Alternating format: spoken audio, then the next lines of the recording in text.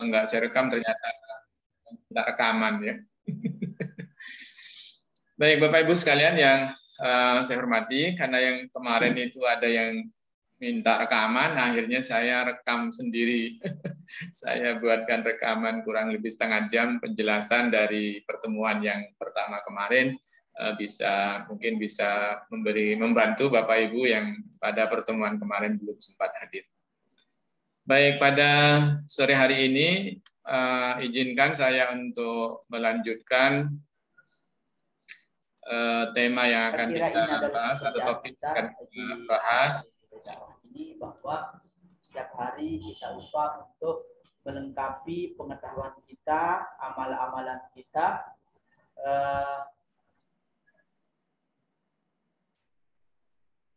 Ya, biasa berpoligami namanya, poligami agenda maksudnya ya, 2 agenda dalam satu kesempatan.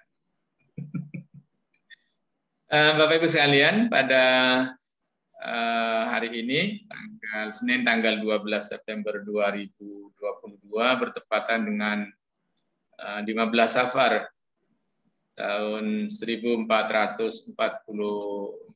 Hijriah.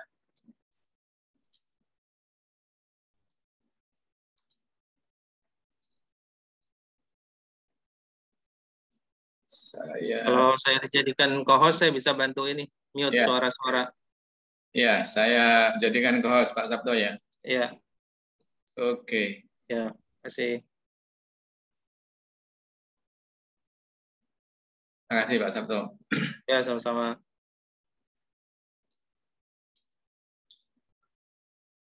Oke. Ya.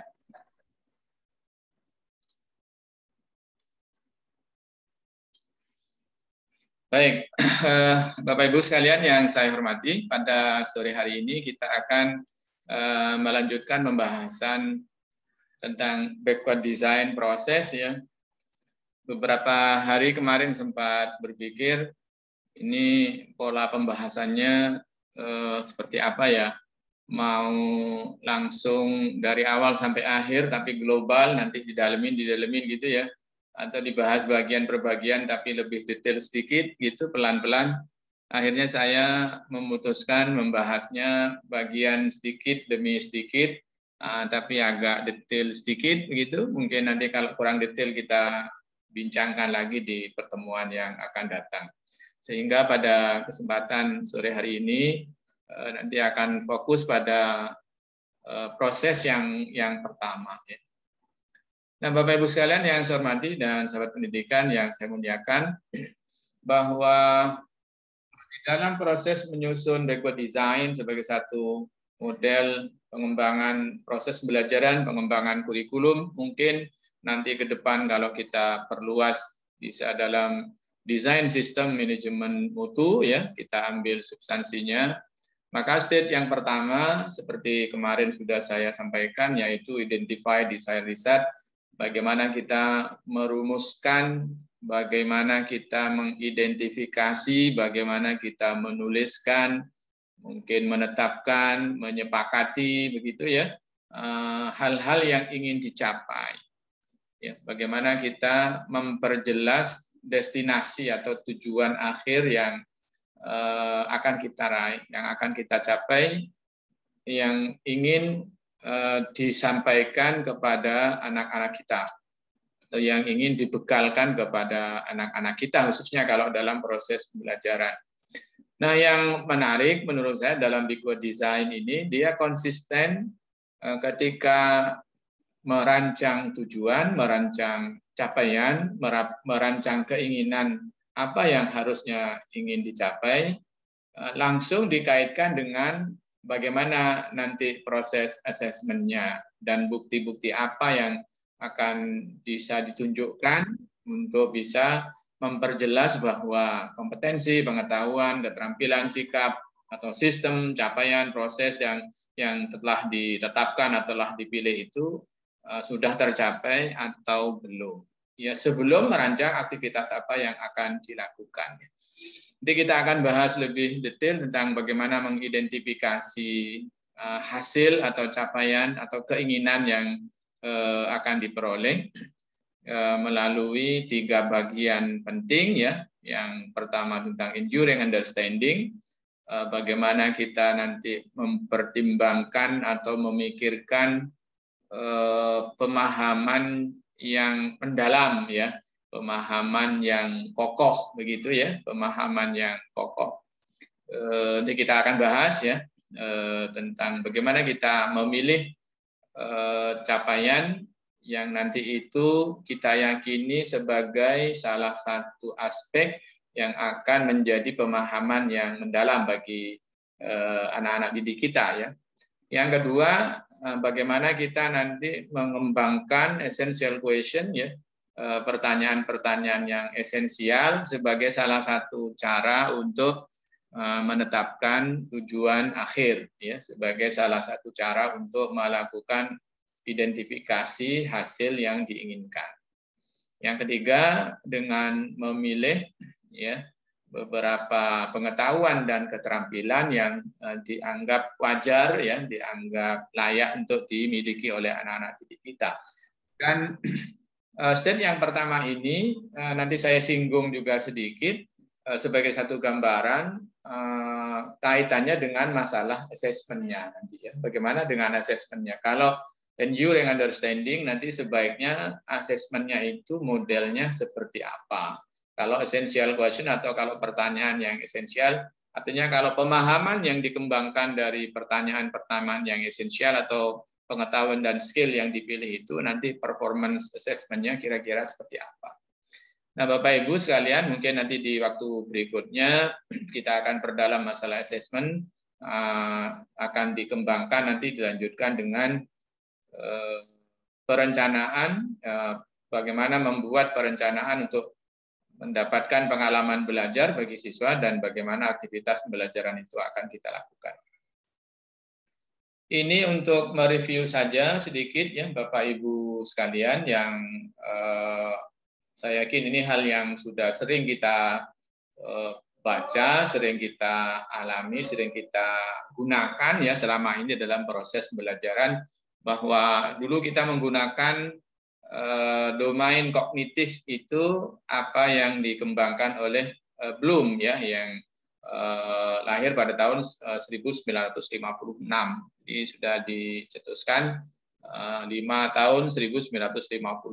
Yaitu ada 6 ya, mulai dari pengetahuan, yang kedua pemahaman, yang ketiga penerapan, yang keempat analisis, yang kelima sintesis, yang keenam evaluasi.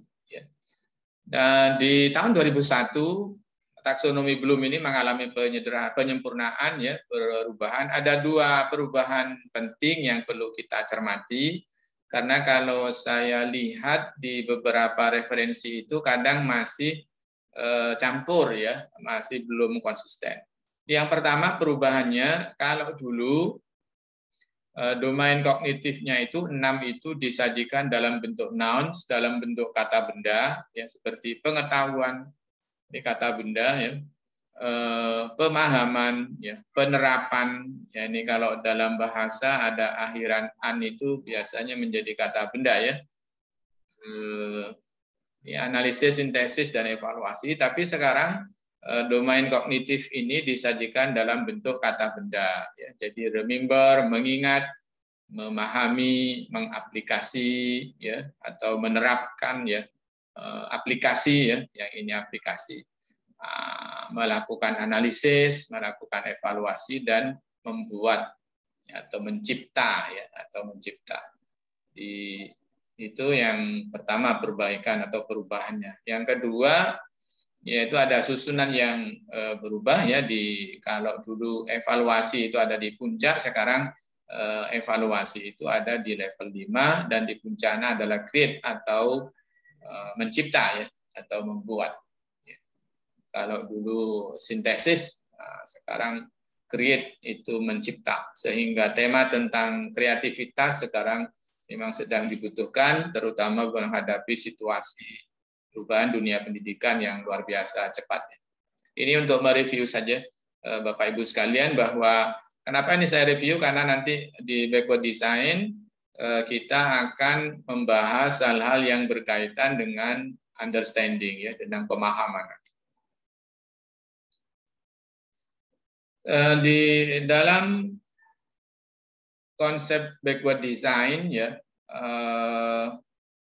penulis dari teori ini, ya, memilih pengertian dari pemahaman itu mengambil ilustrasi dari apa yang ditulis oleh Howard Gardner, ya, di tahun 91.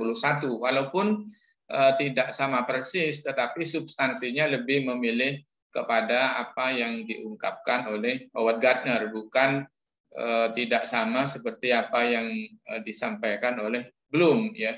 Walaupun tentunya masih banyak irisannya, ya, tapi ada beberapa cara melihat, cara menyusun dan sudut pandang yang agak berbeda memang, ya. Nanti kita lihat sedikit. Yang pertama, dia menjelaskan kalau dari Howard Gardner mengatakan bahwa seseorang dikatakan memiliki pemahaman itu apabila dia mampu mengambil informasi dan keterampilan lalu menerapkannya secara fleksibel dan tepat dengan cara yang baru pada situasi yang tidak terduga.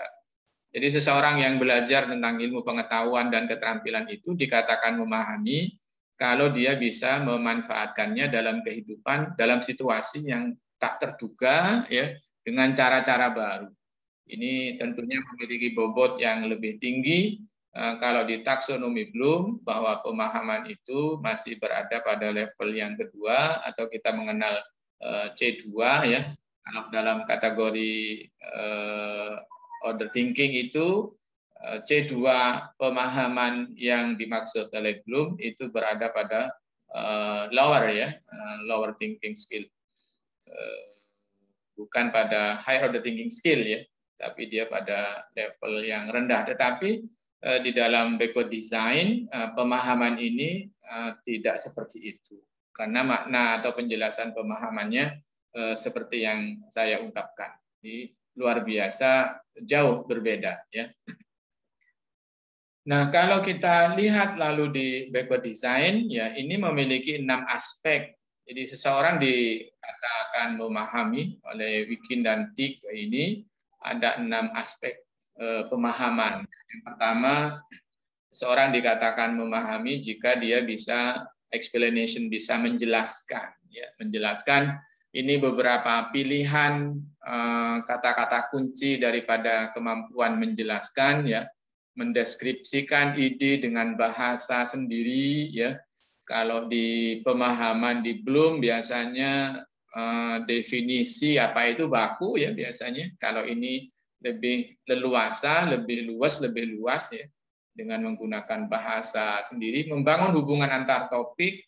Ini kalau dilihat dengan kehidupan sekarang bahwa tidak ada ilmu atau sesuatu yang berdiri sendiri, ya, sekarang selalu saling terkait, interdisipliner, multidisipliner, sehingga kemampuan membangun hubungan antar topik itu menjadi sangat penting, ya, bahwa seorang guru mengajar juga tidak hanya butuh murid, tapi juga butuh kurikulum, butuh sarana, ya, butuh waktu, butuh perlengkapan, ya, butuh support sistem dan lain-lain. Itu satu bagian yang tidak terpisahkan. Kalau nanti anak-anak kita belajar ingin menjadi seorang misalnya birokrat, begitu, ya, maka dia harus belajar ilmu-ilmu sosial, ilmu ekonomi, ya, mungkin juga masalah kepemimpinan di mana satu sama lain itu tentunya saling terkait. Mendemonstrasikan hasil kerja, menjelaskan alasan prosedur, menjelaskan teori menggunakan data, ya, berargumen dan mempertahankan pendapat. Inilah yang dimaksud seorang mampu memberikan penjelasan.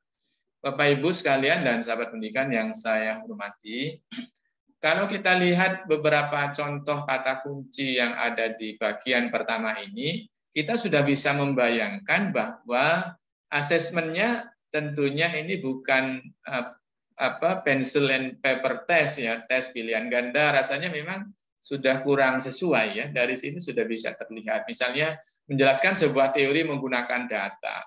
Ini kan tentunya kalau toh ada tes tulis, maka tes tulisnya minimal itu ya analisis, ya.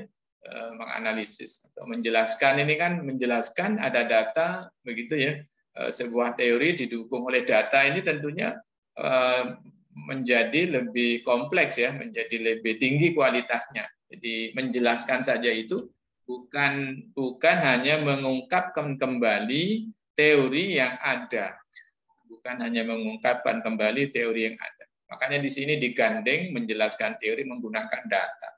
Dan di sebelumnya dengan kata-kata sendiri. Ya. Jadi kalau digabung menjelaskan sebuah teori atau sebuah materi dengan data dan dengan kata-kata sendiri. Ya taruhlah kalau seorang anak ingin menjelaskan bahwa harga sedang naik, ya kalau kita menggunakan hukum permintaan, ya bahwa kalau mungkin secara teori saja, kalau hukum permintaan, jika permintaan naik maka harga akan naik, sudah selesai ya.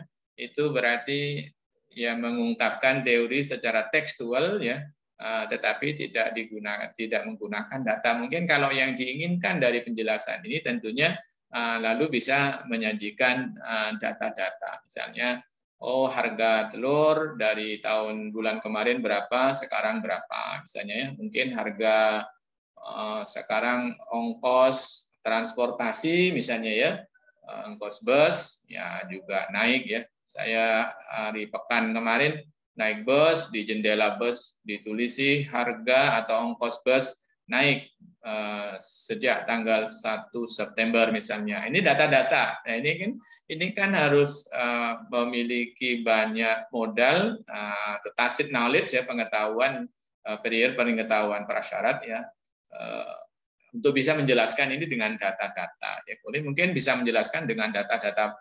Ini kan data-data ini banyak ya, bisa data-data tentang pertanian, bisa data-data tentang dunia politik, mungkin tentang bisnis jasa, mungkin tentang perdagangan, ya, mungkin juga tentang energi, ya, sumber daya alam.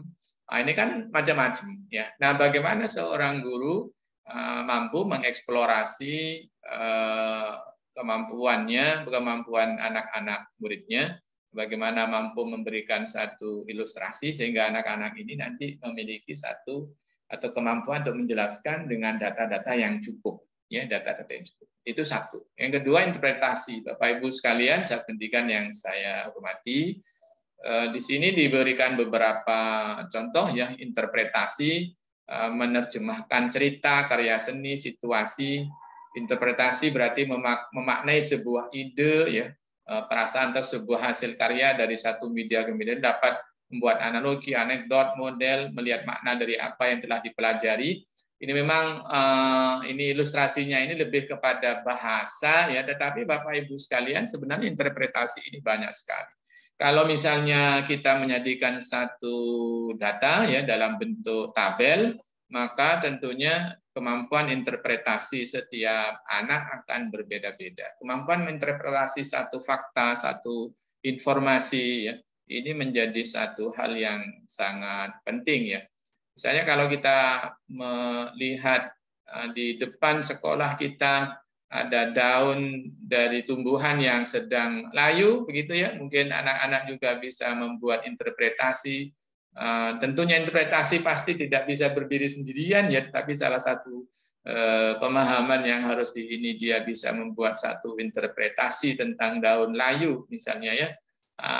Kalau misalnya di bidang sosial, bagaimana misalnya ketika banyak masyarakat lalu mengeluh bahwa atau di rumah misalnya, ketika seorang siswa melihat ibunya menyampaikan bahwa uang belanja yang selama ini diberikan oleh ayahnya, oleh suaminya pada bulan ini jadi tidak cukup ya. Nah, itu lalu anak bisa jadi melakukan interpretasi, kenapa kok uang belanjanya mulai bulan September kok tidak cukup ya. Nah, ini menarik menurut saya. Aplikasi tentunya menggunakan pengetahuan terampilan dalam situasi nyata dalam kehidupan sehari-hari.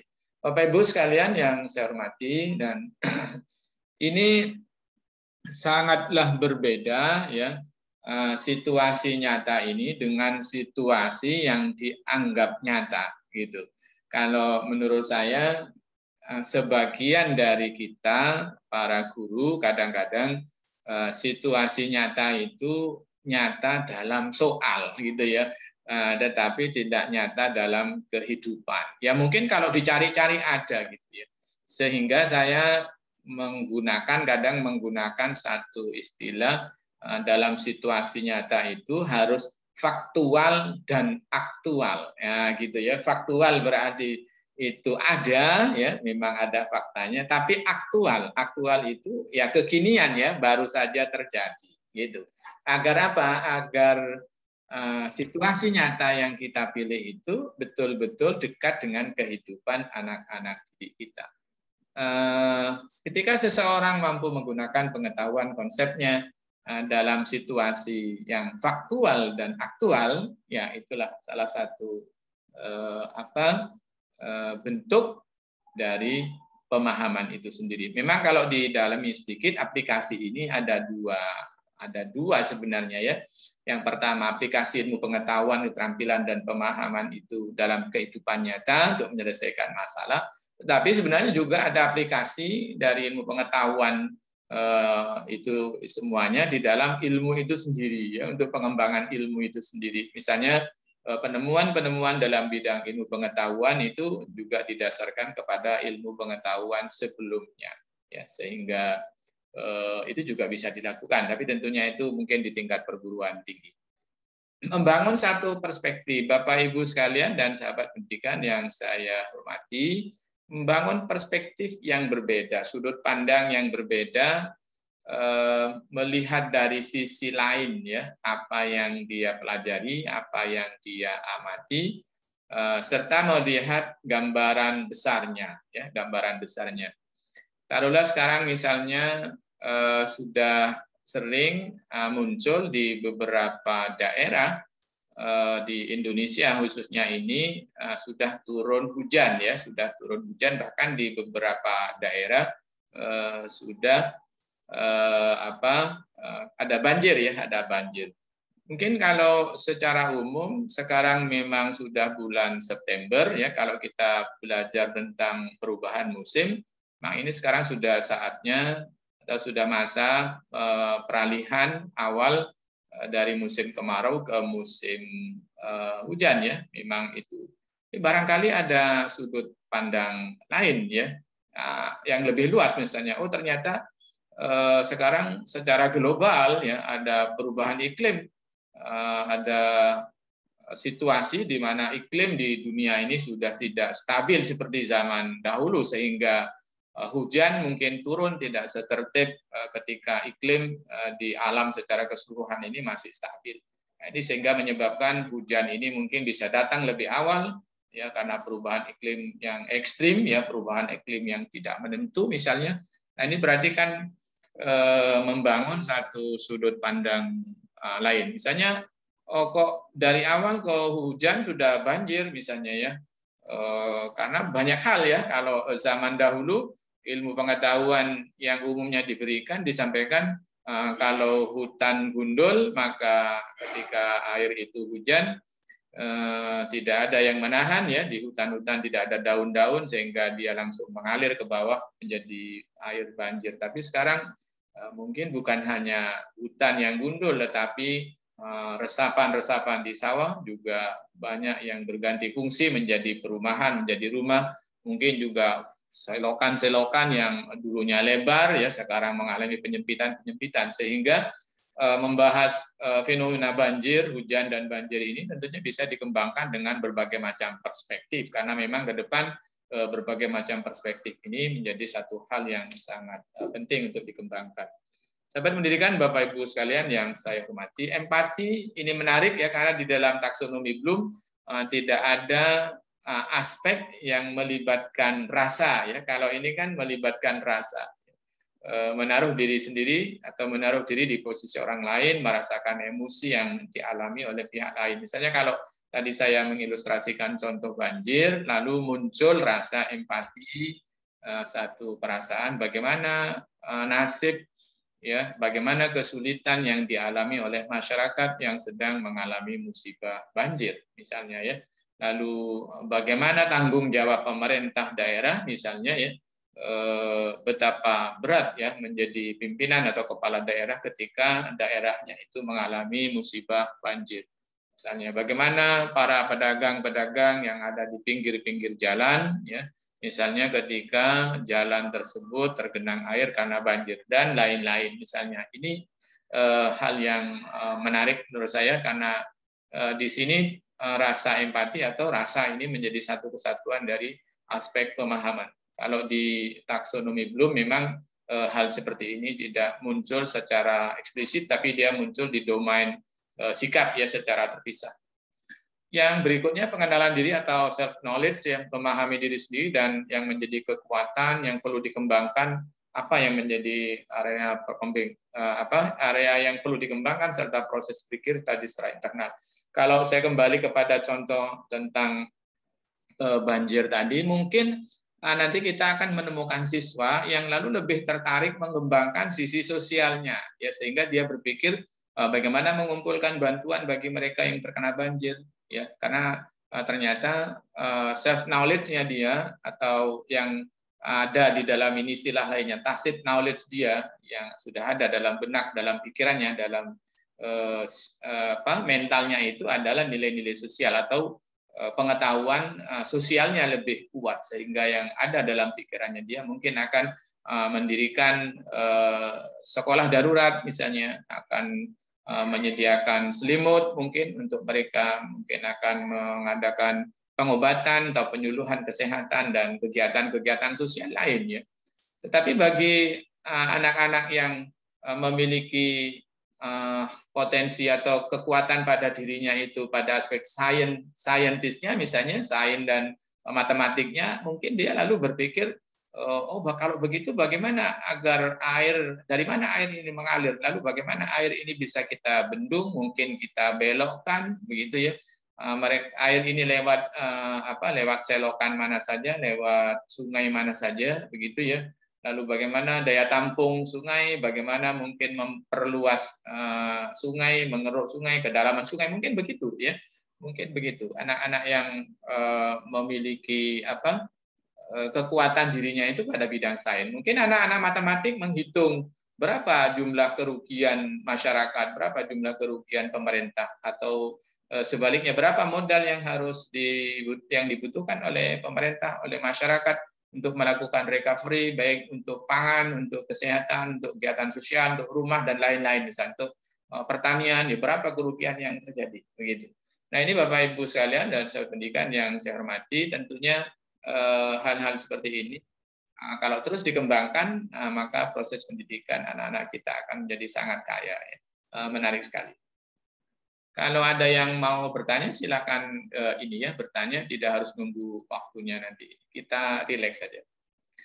Nah, saya coba mengambil satu ilustrasi contoh yang ada di kurikulum ya, yang saya yakin mungkin sebagian dari Bapak Ibu sahabat pendidikan juga sudah pernah membaca ini, tapi saya mengangkatnya barangkali ada yang belum sempat melihat secara detail ya. Di sini ada capaian pembelajaran matematika fase B, berarti ini anak SD kelas 3 dan 4 ya berarti ya. Ini fase B itu berarti SD kelas 3 dan 4 ya. Jadi peserta didik menunjukkan pemahaman dan intuisi bilangan atau number sense untuk bilangan cacat sampai 10.000. Mereka dapat membaca, menulis, menentukan nilai tempat, membandingkan, mengurutkan, menggunakan nilai tempat, melakukan komposisi dan dekomposisi bilangan. Mereka juga dapat menyelesaikan masalah berkaitan dengan uang, menentukan ribuan sebagai satuan. Penjelasan misalnya kalau kita mau mengambil aspek penjelasan, explanation sebagai salah satu aspek dari pemahaman, misalnya di sini mendeskripsikan makna dari bilangan 1000, 10.000 dengan kata-kata sendiri.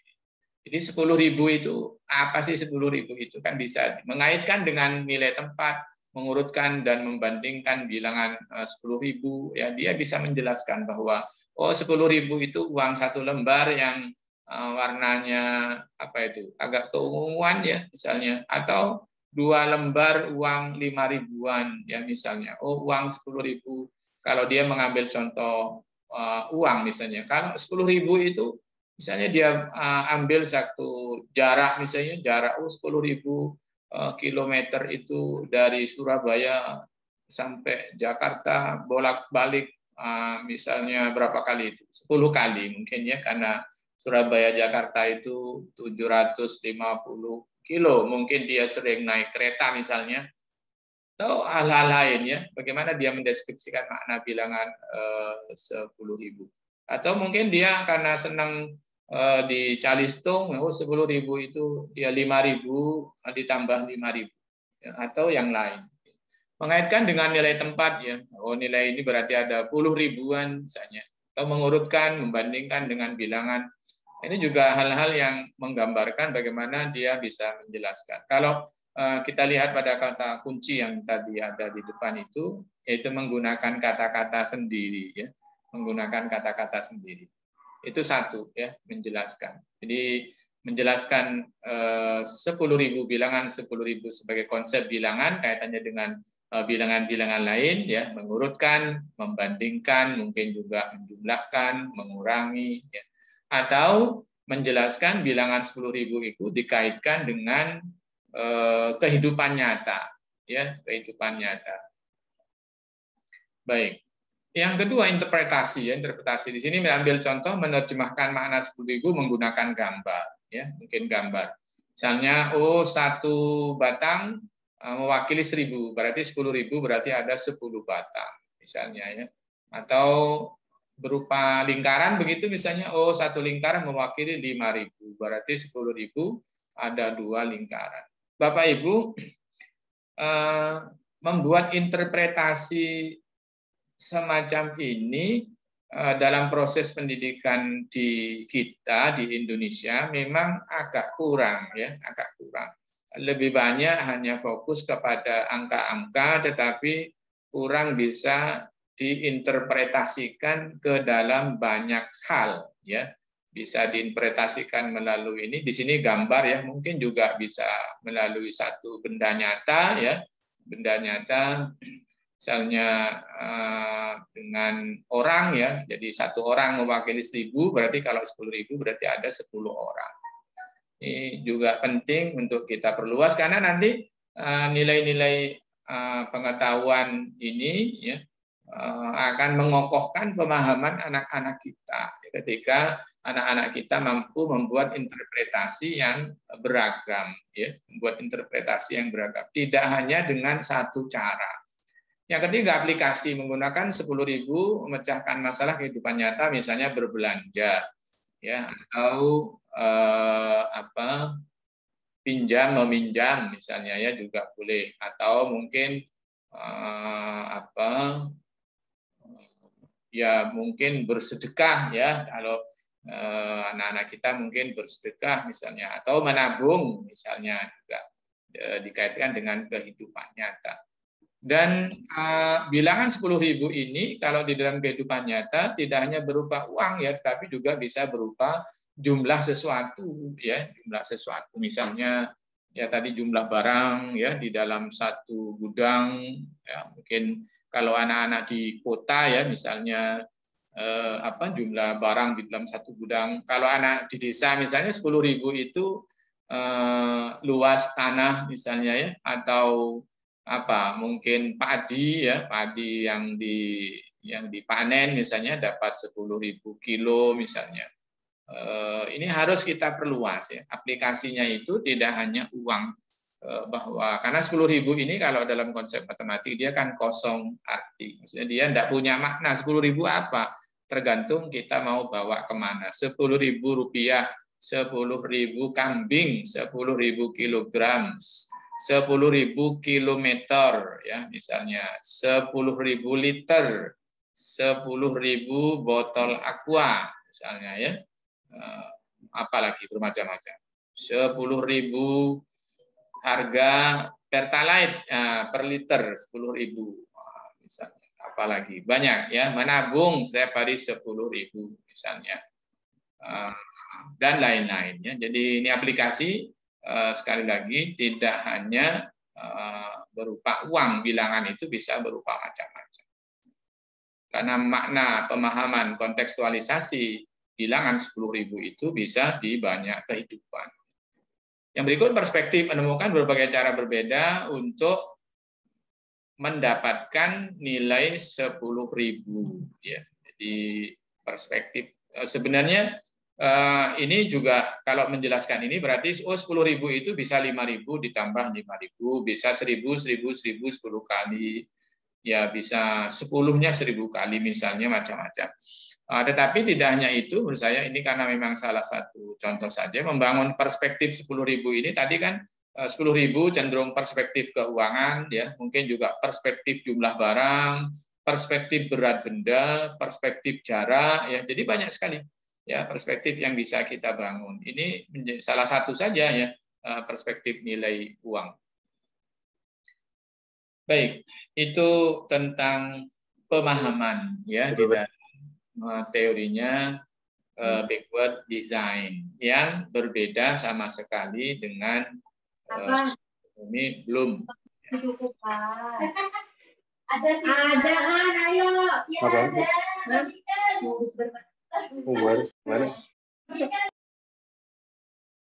Ya, terima kasih.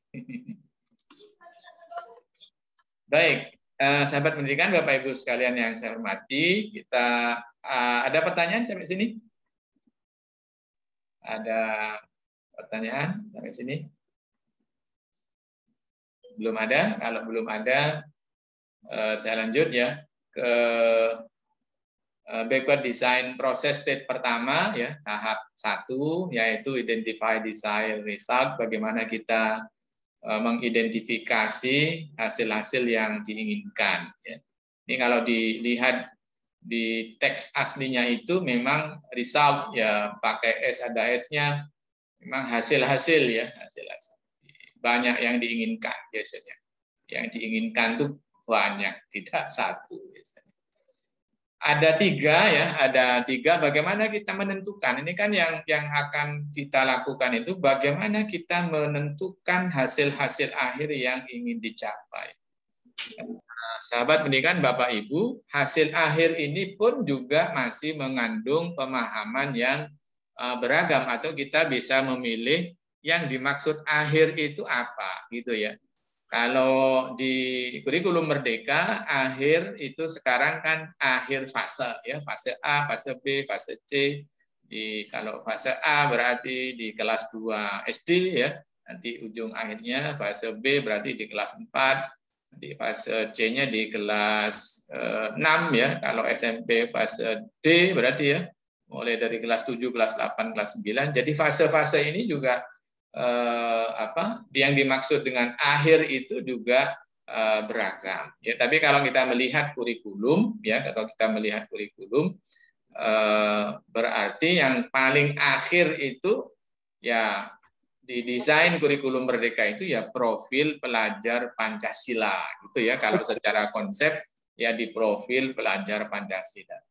Kalau diakhirkan lagi bisa nggak? Ya bisa juga ya, kemana? Ya ke tujuan pendidikan nasional ya. Kalau di profil pelajar Pancasila kan lebih konseptual, ada framework, ada proses, ada aktivitas, ada assessment.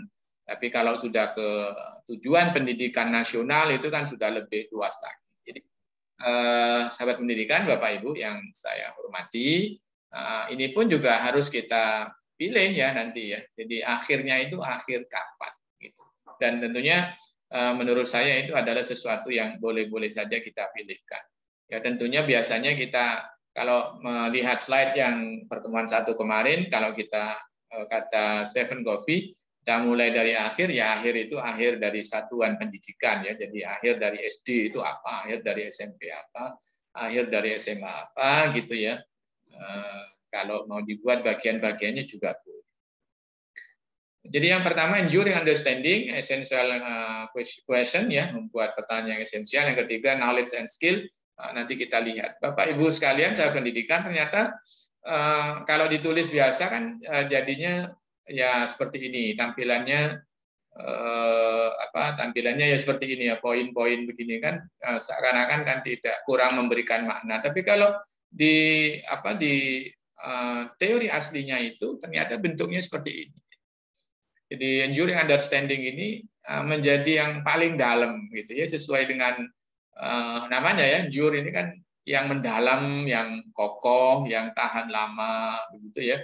Jadi bagaimana pemahaman, bagaimana sesuatu yang mau kita raih itu ya, jadi bagaimana result ya, result yang kita inginkan itu nanti ya adalah sesuatu yang memang mendalam itu ya, sesuatu yang memang penting sekali gitu ya. Itu yang pertama. Jadi kalau kita ingin menetapkan hasil akhir, maka pertimbangan pertamanya itu bahwa hasil akhir itu adalah pemahaman yang memang sangat penting, sangat mendalam, yang harapannya nanti menjadi sangat kokoh gitu ya.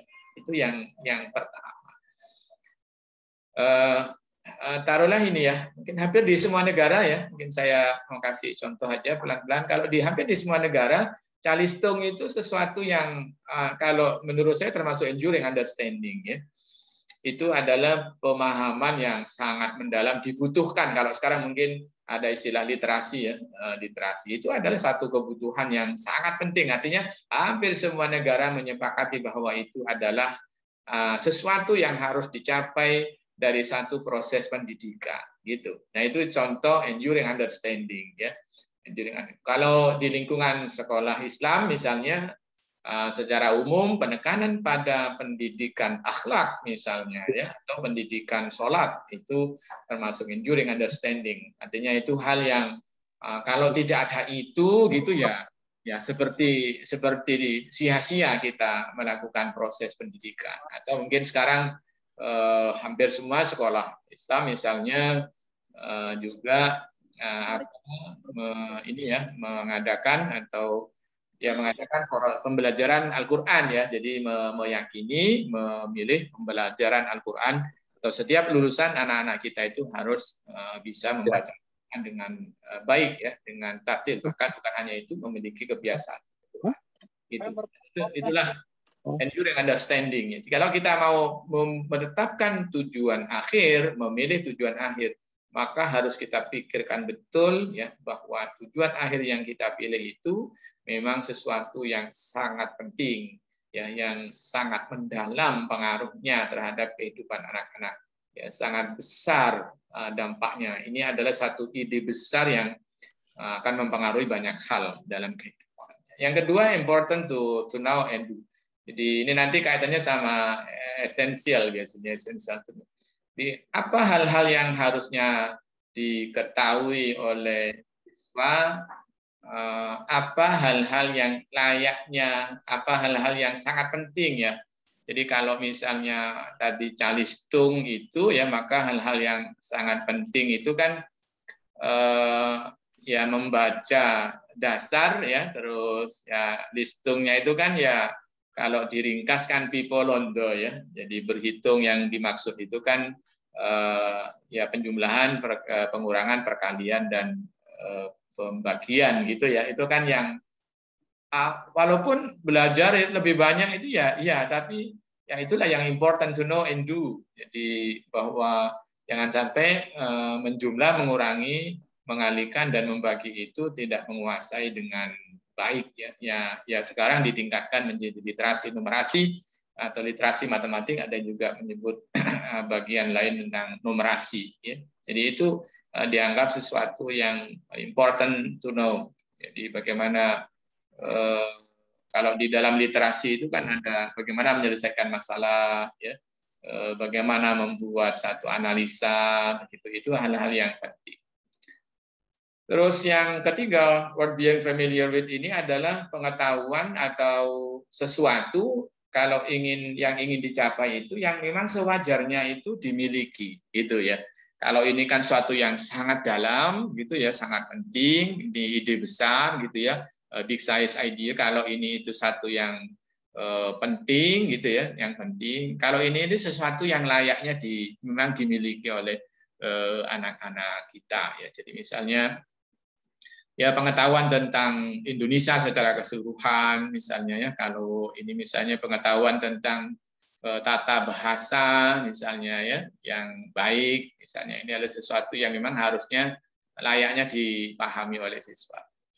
Atau nanti kalau kita misalnya berbicara dalam konteks misalnya di sekolah misalnya secara umum, kalau misalnya enduring understanding-nya misalnya di kualitas lulusan misalnya ya, kualitas lulusan, nanti important to know and do-nya ini misalnya aspek-aspek dari kualitas lulusan itu yang apa, kalau di SMA misalnya enduring understanding kan secara umum ya diterima di perguruan tinggi terbaik ya, kalau lulusan SMA itu kan udah itu sepakat lah ya, sekolah apapun namanya secara umum ya, secara umum atau setidaknya sebagian besar pasti lulusan dari SMA itu yaitu diterima di perguruan tinggi terbaik.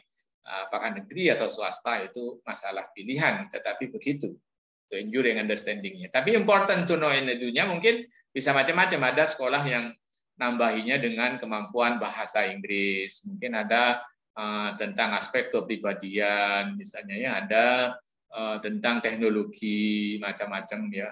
Being familiar with-nya apa misalnya? Kalau anak-anak SMA ya mestinya idealnya itu jadi dia tampil menjadi sosok orang yang dewasa, atau mungkin kalau di dalam pengetahuannya dia bisa berkomunikasi dengan baik misalnya ya. Ini kan sewajarnya anak-anak SMA itu sudah dewasa ya, maka dia harus mandiri dan bisa berkomunikasi dengan baik misalnya. Ini kan hal-hal yang nah, untuk itu Bapak Ibu sekalian, saya lihat bagaimana kita merancang keinginan-keinginan yang ingin dicapai ini dengan memperhatikan 3 hal ini. Saya mungkin langsung ke slide. Oh ya, ini mungkin saya tambahkan ini ya, mungkin diberi. Jadi kalau enduring understanding tadi itu memang di dalamnya itu ada big idea, important understanding. Jadi memang hal-hal yang pokok-pokok, yang utama-utama ya. Yang utama-utama ini apa, sesuatu itu bagaimana dia bisa menjadi get inside of, jadi dia misalnya menyatu ya dalam diri anak-anak kita, dalam murid-murid kita, dan dia nanti walaupun sudah lama begitu ya, walaupun sudah lama masih bisa dimanfaatkan dengan baik ya, masih bisa dimanfaatkan dengan baik. Kalau yang tadi ya, yang di tengah tadi yang 2 ini ya, yang 2. Nah, ini yang kedua, important to do, know to do ini ya, kalau di sini istilahnya itu kalau anak-anak kita tidak belajar itu maka dia tidak komplit, tidak lengkap ya. Jadi dia harus bisa ya, harus bisa. Kalau yang pertama ini hal-hal yang secara umum harus dimiliki. Nah, Bapak Ibu dan sahabat pendidikan yang saya hormati, inilah yang saya sebut di awal tadi ya. Ketika kita menentukan apa yang akan dicapai, maka hampir secara bersamaan kita memikirkan bagaimana kita melakukan assessment-nya. Ya. Ini kalau tadi enduring understanding itu, maka assessment-nya itu secara umum yaitu assessment yang memang levelnya tinggi. Ya. Di open-ended problem, mungkin kompleks problem, mungkin authentic assessment, dan lain-lain. Jadi ini memang lalu assessment-nya itu pada performance ya dan project, ya, bukan lagi mungkin pilihan ganda, mungkin kuis-kuis yang ringan ya. Tapi memang ini harus dirancang dengan baik.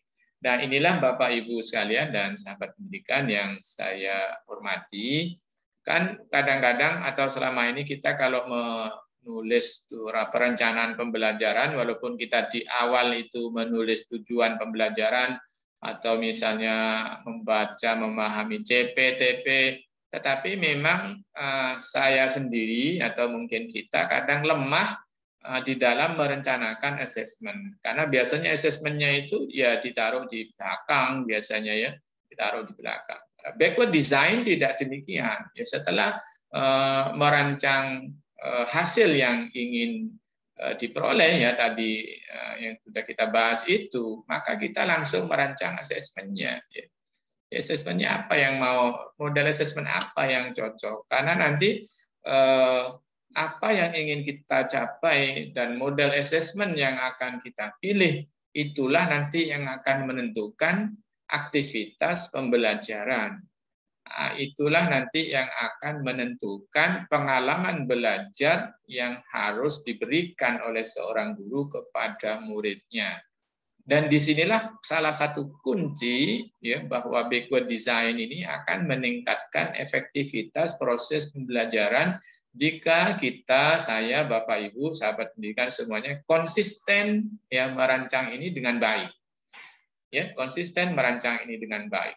Jadi apa yang mau dituju, destinasi perjalanan pembelajaran ini jelas, lalu bagaimana kita akan menunjukkan bukti-bukti bahwa capaian, bahwa keinginan kompetensi itu dicapai, itu kita sudah tahu caranya, sudah menetapkan tekniknya, ya, sudah menetapkan kriterianya, begitu ya, sehingga menjadi clear, menjadi jelas. Dan ini menjadi kekuatan menurut saya. Tetapi kalau misalnya kita tidak konsisten ya, dengan dua sisi ini, maka nanti proses pembelajaran yang berjalan ya kembali kepada upaya penguasaan materi nanti ya, pada upaya penguasaan materi, bukan kepada tujuan akhir ya, bukan kepada tujuan akhir. Tapi ini menarik sekali. Sekali lagi ini perlu konsistensi. Ya, perlu keberanian dari kita ya, setelah tujuan akhir kita merancang model assessment-nya. Mohon izin saya bacakan dulu satu pertanyaan dari Pak Rudi Purwadi. Persepsi pemahaman sangat berbeda berdasar teori konstruktivis, capaian berdasar modal minat, bakat, kemampuan usaha didik dibandingkan dengan behavioris. Oke. Berbasis konten yang dibutuhkan mempengaruhi perubahan strategi. Backward design lebih relevan dengan teori konstruktivis berdasarkan tujuan sampai akhir, berdasarkan pemahaman bermakna, pertanyaan pemantik, dan kontekstual sesuai karakteristik sebagai bagian yang di assessment yang sesuai dengan tahapan capaian tujuan pembelajaran. Iya, berarti tidak pertanyaan. Ini mensupport ya berarti ya. Terima kasih Pak Rudi Purwadi. Dari mana Pak Rudi Purwadi? Dari NTB, Pak.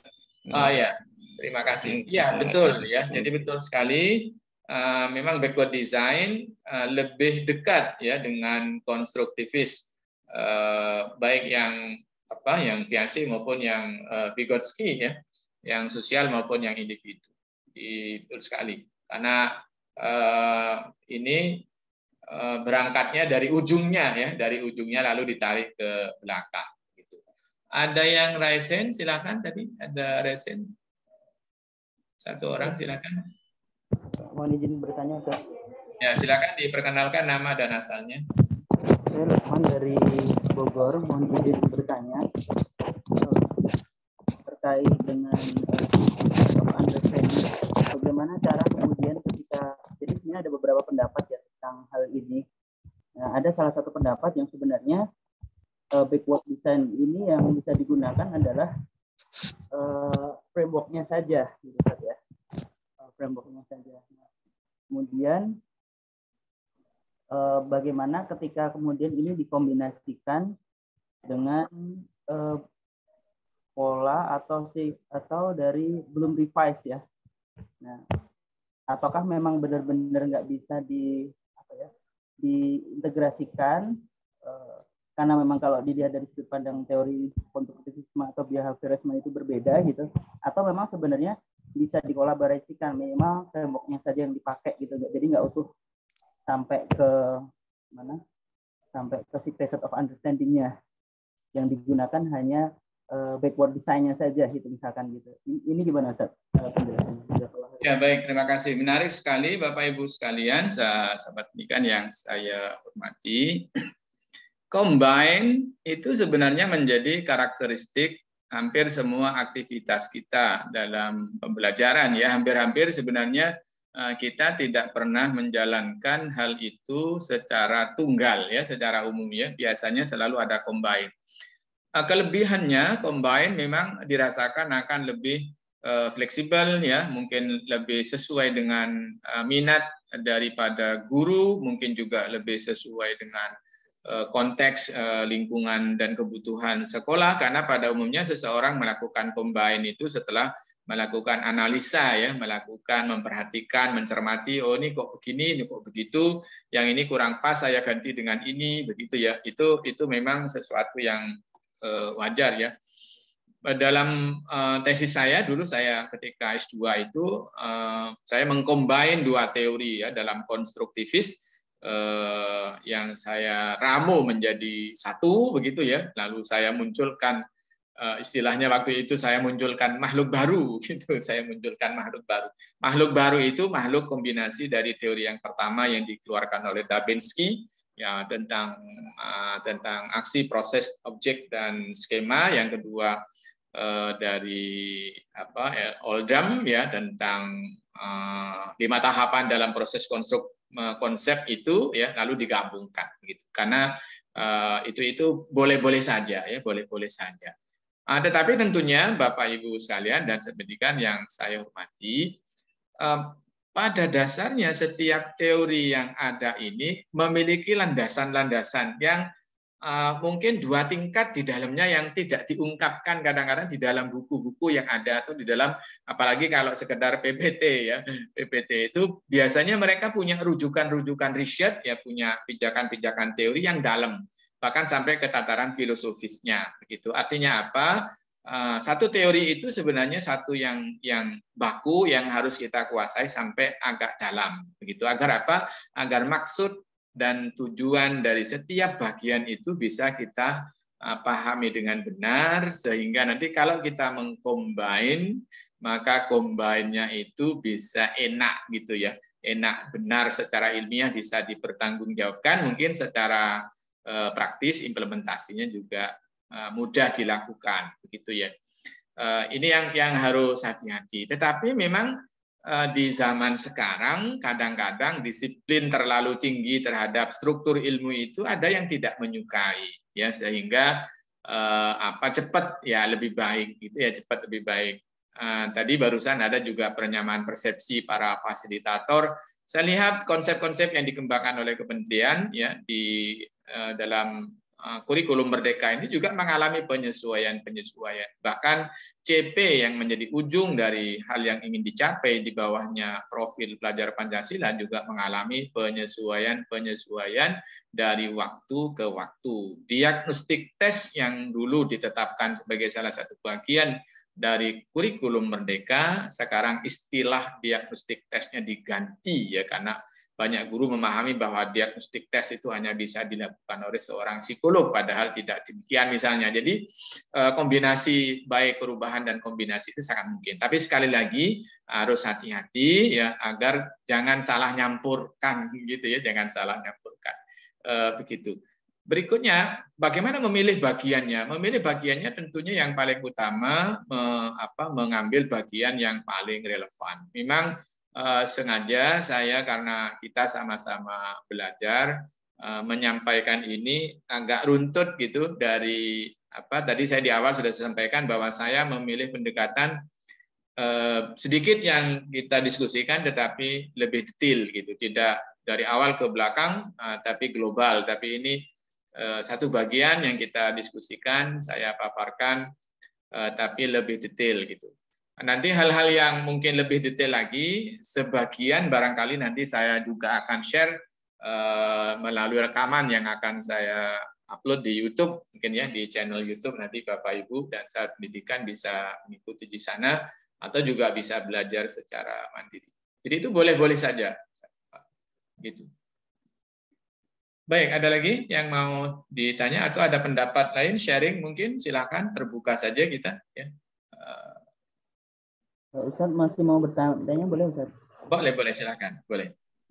Kalau Ustaz, jawabannya. Yang kedua yang saya mau tanyakan, kalau pengimplementasi backward design ini kemudian ini ada beberapa diimplementasikan langsung di pembelajaran gimana Ustaz? Jadi langsung di KBM.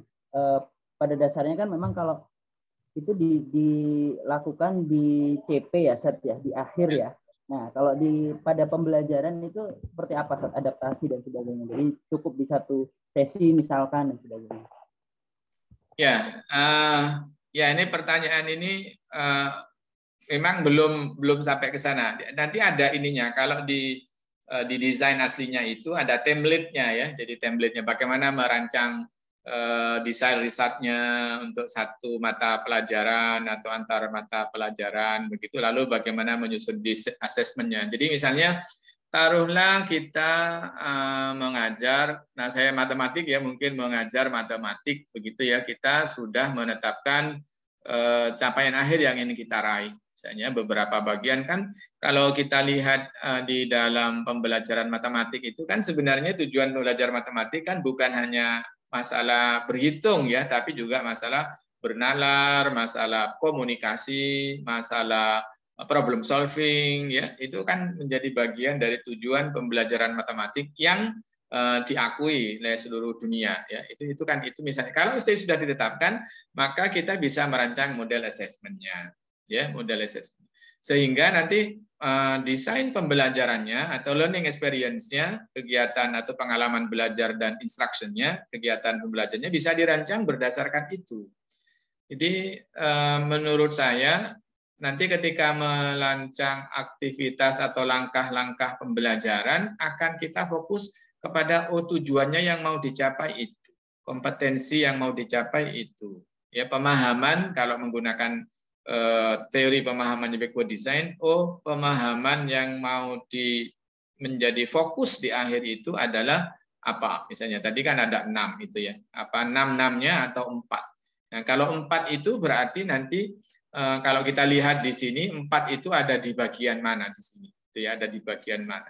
Kalau itu nanti asesmennya seperti apa? Lalu aktivitas pembelajaran seperti apa? Sehingga kalau kita merancang aktivitas pembelajaran, kan minimal itu satu, ada tahapan pembelajaran. Ya, kalau bahasa kerennya ada metode atau strategi ya, atau teknik, ya itu kan prinsipnya ada tahapan bagaimana materi itu akan dideliver atau bagaimana kompetensi siswa itu akan dibangun. Kalau kita melibatkan siswa aktif, berarti bagaimana kompetensi atau bagaimana siswa itu distimulasi, ya diberikan kondisi, dirangsang, ya stimulasi istilahnya agar mereka belajar sehingga memahami. Gitu kan, itu ada. Yang kedua, lalu bagaimana proses interaksi yang akan dibangun di kelas? Apakah interaksinya itu guru kepada murid, ya satu kelas, ya atau ada komunikasi interaksi antar murid dengan murid, ya misalnya ada diskusi kelompok, atau murid hanya berinteraksi dengan perangkat ya, dengan perangkat. Misalnya kalau di tempat saya, karena seluruh modul itu sekarang sudah ada dalam platform pembelajaran ya, semua mata pelajaran itu modulnya sudah ada dalam pembelajaran, dalam platform pembelajaran, maka sebagian waktu dari murid itu berinteraksi dengan platform ya. Tidak berinteraksi dengan siswa, tidak berinteraksi dengan guru, tetapi dia belajar secara mandiri. Karena memang enduring understanding-nya kalau di tempat saya itu bagaimana menjadikan anak-anak itu belajar, bukan bagaimana anak-anak itu menguasai materi. Ya. Menguasai materi itu konsekuensi dari belajar. Tapi yang dikejar itu adalah apakah dia sudah belajar. Itu yang menjadi enduring understanding-nya kalau di tempat saya. Ya. Sehingga aktivitas yang dibangun selama kegiatan pembelajaran itu, yaitu murid banyak belajar, bukan gurunya banyak mengajar. Gitu. Ya, sehingga modul itu dirancang dengan satu pola ya, yang memberikan kesempatan kepada murid itu untuk belajar. Belajar itu bertanya, membuat ilustrasi, mungkin merangkum, membaca, membuat analisis ya, mungkin juga melakukan interpretasi ya, menyimpulkan, merumuskan gitu ya. Itu kegiatan-kegiatan belajar sehingga modul itu disusun begitu. Nah, dengan demikian karena enduring understanding-nya jelas ya, sudah ada seperti itu, maka asesmennya juga begitu ya, asesmennya juga begitu. Dan aktivitas belajarnya juga begitu. Ya, aktivitas belajarnya itu ada belajar mandiri, tidak selamanya yang dikatakan murid belajar ya, kalau di tempat saya itu gurunya menerangkan, muridnya di kelas, tidak selamanya ya. Karena dia ada kesempatan untuk belajar secara mandiri. Ada kesempatan belajar melalui kegiatan konsultasi. Jadi kalau di beberapa sekolah Wakasek kurikulum membuat jadwal pelajaran ya satu begitu. Kalau di tempat saya muridnya membuat jadwal belajar. Saya mau belajar mandiri jam sekian. Nah, topik ini saya mau belajar mandiri. Topik ini saya mau belajar peer tutor. Saya mau belajar diskusi sama teman. Topik ini saya mau konsultasi. Topik ini saya mau ikut kelas. Saya mau ikut belajar di kelas. Ya, nih, setelah murid-muridnya membuat jadwal, ya secara keseluruhan nanti masuk ke sistem, baru gurunya nanti melihat, oh saya jam sekian harus melayani konsultasi, oh jam sekian saya harus ngecek apakah betul dia sudah membuat perencanaan mau belajar mandiri itu, betul dia belajar mandiri. Jangan-jangan cuma jadwalnya tok, ya jadwalnya saja tapi tidak berjalan. Nanti ada sistem yang dikembangkan. Nah ini menjadi satu yang menarik. Jadi backward design sekali lagi sangat menarik kalau dikembangkan dalam proses pembelajaran. Tantangan terbesarnya adalah merubah mindset guru, merubah cara guru bekerja, cara guru berinteraksi dengan kelas, cara guru berinteraksi dengan murid, cara guru mengelola pembelajaran. Nanti berikutnya apa yang didukung? Tentunya media pembelajaran. Kalau begitu apa media pembelajaran yang harus disiapkan? Begitu mungkin Ustaz. Syukron. Baik, ada lagi masih? Santai saja. Pukul 5. Oh, sudah pukul 5 ya. Baik, baru sampai di sini. Baru sampai di sini. Mungkin saya sampaikan secara ringkas ini ya. Mungkin ini ada 4 kriteria bagaimana kita memiliki ide besar untuk membantu menemukan enduring understanding-nya ya. Bagaimana tujuan akhir yang penting ya. Tadi saya sampaikan ya pada Bapak Ibu kalau di tempat saya. Enduring understanding hal yang menjadi ide besar itu bagaimana anak-anak itu memilih menjadi pembelajar ya. Dan ini saya lihat juga diungkapkan juga ya dalam dokumen kurikulum Merdeka ya. Yang pertama, sejauh mana konten topik bisa tertanam kokoh, mampu mentransfer ide-ide besar dan memiliki manfaat dan dalam menghadapi situasi baru ya. Kalau kita ingin mempertimbangkan apa tujuan akhir yang mau kita pilih, maka lihat apakah ini nanti sesuatu yang sangat kokoh. Saya kasih contoh tadi calistung ya, hampir di semua negara menyepakati bahwa calistung itu adalah sesuatu yang harus ditanam kokoh dan ternyata memang dampaknya luar biasa. Yang kedua, apakah sesuatu yang mau kita capai itu memberikan transfer ide besar ya. Saya kalau misalnya profil pelajar Pancasila ini diyakini sebagai satu ide besar bahwa dengan kalau profil pelajar Pancasila itu tercapai, maka nilai-nilai kebangsaan kita akan terjaga ya, terus nilai-nilai literasi ranking negara Indonesia dalam bidang pendidikan akan meningkat begitu, tapi sekaligus kualitas sumber daya manusia Indonesia akan menghasilkan mereka-mereka yang mandiri gitu kan ya, mandiri, kreatif ya, bernalar begitu ya, tidak emosional begitu. Dan ini adalah sumber daya manusia yang dibutuhkan untuk Indonesia tahun 2045. Ini kan kira-kira penjelasannya kira-kira begitu ya kalau saya mengambil contoh profil pelajar Pancasila. Tentunya semuanya dijiwai oleh nilai-nilai keimanan, nilai-nilai ketakwaan dan nilai-nilai akhlak mulia sebagaimana yang tercantum di dalam sila ketuhanan yang Maha Esa yang menjiwai seluruh isi dari berbagai macam pembangunan bangsa. Kan kira-kira gitu ya kalau dilihat dalam makronya kurikulum. Kalau di tempat saya bahwa ide besarnya itu bagaimana menjadi pembelajar, itu salah satunya ya. Sejauh mana konten topik yang mengandung gagasan besar dan proses inti itu mampu menjadi jantung disiplin ilmu ya. Ini ada istilahnya mampu menjadi jantung disiplin ilmu. Apa jantung ini? Apa jantung? Jantung ini memompa ya. Jantung ini memompa. Jadi Bapak Ibu sekalian dan saya pendidikan, kalau kita memilih sesuatu, kalau ilmu itu di penjelasan dikatakan yang asalnya ilmu itu pasif, tapi setelah diterima dia menjadi sesuatu yang aktif yang mampu membangkitkan kinerja. Ya. Mampu membangkitkan kinerja. Kinerja ini bisa bekerja, ya bekerja dalam makna bekerja yang sebenarnya. Kalau dia sedang belajar, berarti kinerja belajar. Ya, bagaimana kinerja belajar itu berarti mampu berpikir dengan kritis, berpikir dengan sistematis, berpikir dengan algoritmis, ya bernalar, kreatif, begitu ya, bertanggung jawab, begitu, disiplin. Nah, ini adalah itu berarti penting. Berarti kalau kita menetapkan tujuan akhir, lalu kalau kita lihat, kita kritisi, kita diskusikan, ternyata ini kalau nanti dimiliki oleh anak-anak kita, maka dia akan menggerakkan dia. Dia akan menggerakkan dia, misalnya ya.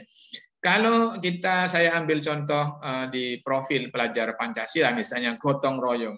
Kalau gotong royong ini menjadi jiwa, ya menjadi jiwa dari setiap anak-anak yang lulus dari lembaga pendidikan di Indonesia, maka seluruh kemampuan dan kekuatan bangsa Indonesia ini akan bangkit ya dengan kekuatan dengan bersama-sama ya untuk menuju Indonesia Emas 2045. Ekonomi kita akan bangkit kalau kita lihat di pasal 33 tentang ekonomi ya, tentang ekonomi kerakyatan. Sistem pendidikan kita yang negeri, yang swasta, yang di kota, yang di desa, yang di daerah itu akan menjadi satu kesatuan. Bagaimana budaya gotong royong ini menjadi satu energi ya, dan ini tentunya akan membangkitkan kinerja gotong royong ini. Apakah yang saya lakukan ini menjadi bagian dari membangun budaya gotong royong untuk membangkitkan kinerja kita semua? Pada barangkali bisa juga dilihat seperti itu. Ini yang kedua ya, kalau kita ingin memilih ide besar ya, ide besar ketika ingin menetapkan sesuatu di akhir. Yang ketiga, sejauh mana konten topik itu yang abstrak dapat diungkapkan dengan baik untuk membangun pemahaman. Sahabat pendidikan dan saudara-saudara sekalian, Bapak Ibu, memang dalam dunia kehidupan kita ini ada yang sifatnya abstrak ya, yang sifatnya abstrak yang kita kalau ingin menyampaikan sesuatu yang abstrak, kita harus yakin bahwa yang abstrak itu bisa dijelaskan dengan baik. Ya, jangan sampai ada sesuatu yang abstrak sampai tidak terjangkau ya secara ilmiah, secara metodologis, lalu tidak bisa dijelaskan dengan baik. Nah, ini menjadi salah satu cara kita untuk menyaring ya, memilih bagaimana ide besar itu bisa kita kembangkan. Yang keempat, sejauh mana konten topik yang memuat ide-ide besar itu tertanam dalam fakta, keterampilan, aktivitas pembelajaran. Artinya ide-ide besar ini memang menyatu ya di dalam ranah pembelajaran ya, fakta, konsep, keterampilan, prosedur, aktivitas ya, strategi dan lain-lain itu memang dia ada di dalam proses. Budaya gotong royong misalnya itu memang sebenarnya kan ruh ya dari bangsa Indonesia. Tetapi kadang-kadang ada kalanya kan ada kesenjangan sosial, maka ini terkoyak, maka ini ya kurang misalnya ya. Mungkin apalagi ada problem-problem kedaerahan ya, masalah persaingan dalam politik misalnya ya, atau perbedaan pandangan dalam menyikapi berbagai hal misalnya, itu lalu menjadikan gotong royong berkurang misalnya. Budaya-budaya individualisme yang sekarang mungkin teknologi juga mempengaruhi itu semua, sehingga budaya gotong royong ini nanti ke depan yang menyatu ini kan harus dikokohkan lagi berarti. Misalnya kalau ngambil itu bernalar kritis ya, misalnya kreatif, itu adalah hal yang misalnya salah satu contoh saya ambil dari situ, karena memang ini yang diharapkan adalah yang ide-ide besar ya, bukan yang kecil-kecil. Setiap sekolah pada umumnya ingin membangun Indonesia melalui dunia pendidikan. Baik sahabat pendidikan yang saya hormati, karena ini sudah pukul 5, nanti saya lanjutkan di pertemuan berikutnya ya. Jika masih ada yang berminat, monggo nanti silahkan bergabung lagi. Kalau tidak ada kendala, nanti akan saya usahakan setiap Senin sore ya, berapapun yang hadir, bagi saya tidak masalah, karena dengan berbagi saya terus bisa belajar. Saya akan tutup ini di presentasi saya, tapi nanti kalau ada pertanyaan saya akan beri kesempatan, bahwa saya bukan yang terbaik ya. Saya bukan yang terbaik, dan saya bukan orang yang paling berpengalaman ya dalam backward design, tapi mungkin saya adalah orang yang lebih dulu ingin berbagi gitu ya. Mungkin ya saya lebih dulu ingin berbagi dengan Bapak Ibu sekalian. Dan itu maka kegiatan ini saya lakukan. Saya yakin di antara Bapak Ibu banyak yang lebih bagus, lebih baik, mungkin lebih banyak berpengalaman ya, tapi barangkali belum berkesempatan aja berbagi. Saya mendahului berbagi. Begitu Bapak Ibu sekalian, ada pertanyaan lagi mungkin, atau ada usulan, masukan, Pak Sabto, silakan. Kalau ada tambahan Pak Sabto, silakan. Terima kasih, Ustaz Zari. Jadi mungkin nanti kaitannya juga dengan apa yang disebut zone of proximal development ya. Ya, jadi zona perkembangan yang proksimal gitu. Ya, seperti naik sepeda gitu, itu enduring understanding-nya apa naik sepeda? Ya, jadi membuat kita bertanya-tanya dan juga selalu melakukan refleksi ya, intinya begitu ya Ustaz. Ya. Cuma pertanyaan saya memang kalau itu tarikannya umum ke khusus, berarti segala sesuatunya bisa ditarik di balik gitu, dari bukan semuanya bermula dari enduring understanding, tapi justru bermulanya dari yang worth being familiar with gitu ya. Nah itu ya bagaimana itu kita selalu mengambil refleksi untuk itu yang masih harus banyak belajar. Sehingga dari sesuatu yang kelihatannya tidak bermakna, tetapi sebenarnya ada enduring understanding di dalamnya. Gitu sedikit ininya refleksi dirinya. Ya, baik. Di file-file saya yang berikutnya tadi itu, yang ada gambar-gambar itu dari apa? Dari 3 jenis tadi itu, dari 4 cara tadi memilih itu, masing-masing nanti dicoba, diangkat mana peluang-peluang yang menjadikan enduring understanding. Itu nanti ada contoh-contohnya itu. Jadi memang betul kata Pak Sabto ya. Jadi tidak selalu dimulai dari yang dalam, tapi juga bisa dimulai dari yang paling luar. Bisa jadi kombinasi di antara itu. Dari 4 pertimbangan tadi itu juga begitu ya. Bisa dimulai dari setiap poin-poin itu bisa dikembangkan untuk itu. Saya jadi ingat ini ya, kalau di sekolah Islam itu kan secara umum kan rame-rame atau banyak sekarang hampir semua sekolah Islam ada pembelajaran Al-Qur'an ya, ada pelajaran Al-Qur'an. Kan pasti kalau saya lihat kalau enduring understanding-nya apa ya? Apakah hanya bisa membaca Al-Qur'an dengan tartil? Kalau menurut saya kok bukan. Itu mungkin important aja mungkin ya. Itu di level 2 saja, bahwa setiap anak harus bisa baca Qur'an dengan tartil, dengan tajwid, dengan ini. Tapi apa yang ingin kita bangun sebenarnya dengan pelajaran Quran? Ya kalau ujung dari pelajaran Quran ya misalnya ya akhlaknya seperti Quran misalnya. Ini kan berarti oh iya ternyata orang belajar Quran itu sebenarnya enduring understanding-nya itu adalah agar mereka punya akhlak seperti Quran. Atau kalau misalnya lebih sederhana, oh minimal dia itu senang dengan Quran, terbiasa membaca Quran, begitu kan lalu ya. Jadi ini enduring understanding-nya yang menurut saya tidak boleh dilupakan oleh kita semuanya. Agar apa? Nanti kalau itu yang kita capai, maka proses yang kita lakukan tentang pembelajaran Quran yang jamnya pada punya banyak, rasionya kecil, itu nanti tidak berhenti pada saat sampai kepada titik di mana anak-anak itu membaca Quran dengan baik. Tetapi kita akan terus menggerakkan ya sumber daya kita itu sampai anak-anak kita itu tercermin di setiap individu itu dia berakhlak Quran. Itu mungkin salah satu ini contoh dari tambahan. Makasih Pak Sabto. Ya, sama-sama Ustaz. Ada lagi mungkin dari Bapak Ibu? Cukup ya? Ya, alhamdulillahirabbil alamin. Baik sahabat pendidikan, Bapak Ibu yang saya hormati, kiranya hari ini bincang santai kita cukupkan sekian ya. Insyaallah nanti saya kabari lagi di grup atau mungkin di Facebook untuk pertemuan berikutnya. Tapi saya rencanakan ya setiap Senin sore seperti ini. Terima kasih. Kita tutup dengan bacaan hamdalah. Alhamdulillahirabbil alamin. Assalamualaikum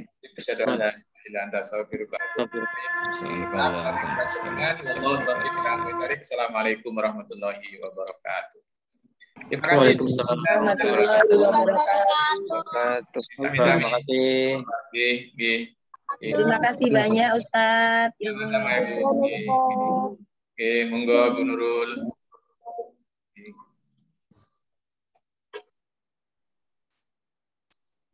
Mohon izin saya ya. Ya, makasih Ustaz. Sami-sami.